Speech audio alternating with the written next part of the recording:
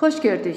YouTube kanalımızda Eşkin adlı izləyicimizin istəyini nəzərə alaraq, bu günlərin biz doq nəzəriyyəsini musiqi fənni ilə əlaqələndirərək izah şəklində nümunələrlə sizlərə təqdim edəcəyik. Doq 1. Xatırlama səviyyəsi. Şagird sadəcə tanıyır, adlandırır, yadda saxlayır. Musiqidə bu notları, alətləri, sadə terminləri tanımaq kimidir. Şagird do, re, mi notlarını tanıyır və adlandırır. Şagird musiqi alətlərini şəkil üzrə müəyyən edir.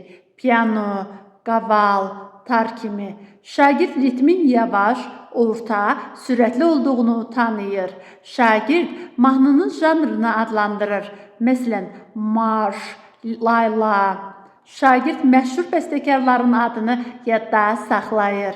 Üzeyir Hacıbəyli kimi və s. Doq 2. Bacarıq və anlayış səviyyəsi. Şagird artıq izah edir, müqayisə edir, təsnif edir. Şagird müxtəlif ritmləri müqayisə edir. Hansında sürət daha yüksəkdir? Şagird mahnının hansı hissəsinin təkrarlandığını müəyyən edir. Şagird iki musiqi alətinin səsini fərqləndirir. Məsələn, skripka və qarmon kimi. Şagird melodiyanın şən və ya kədərli olduğunu izah edir. Şagird musiqi parçasının dinamikasını şərh edir. Forte, piano dəyişiklikləri kimi. Doq 3. Strateji düşüncə səviyyəsi. Şagird səbəb axtarır, analiz edir, əsaslandırır. Şagird izah edir ki, niyə bəstəkar bu hissədə temp dəyişib. Şagird iki fərqli musiqi parçasının emosional təsirini müqayisə edir. Şagird mahnının quruluşunu kuplet, nəqarət kimi təhlil edir və dəlillə izah edir. Şagird ritmin mahnının xarakterinə necə təsir etdiyini əsaslandırır. Şagird eyni melodiyanın niyə müxtəlif alətlərdə fərqli səsləndiyini təhlil edir.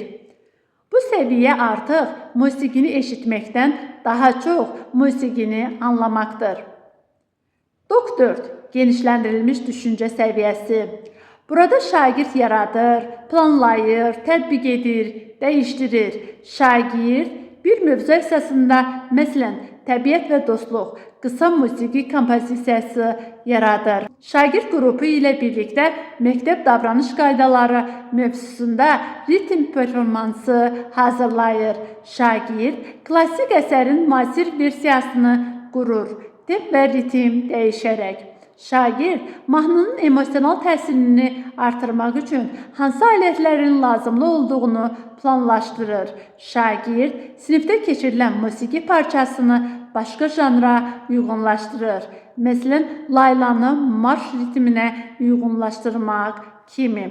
Bu artıq musiqiyə yaradıcı müdaxilə və yeni situasiyada tətbiqdir. Beləliklə, musiqi fənni üçün doq səviyyələri gözəl şəkildə işləklik qazanır. Çünki musiqi həm hafizə tələb edir, həm analiz, həm də yaradıcılıq. Bu yanaşma ilə dərs təkcə musiqi saatı kimi qalmır, eyni zamanda düşüncə və ifadə azadlığına çevrilmiş olur. Bu günlərim Eşkin adlı izləyicimizin istəyini nəzərə alaraq doq nəzəriyyəsini musiqi fənni ilə əlaqələndirmiş olduq. Daha hansı fənlərlə əlaqələndirməyimizi istəyirsinizsə, mütləq şərh bölməsində qeyd edin, bizlər isə nəzərə alacağıq. Uğurlar hər birinizə.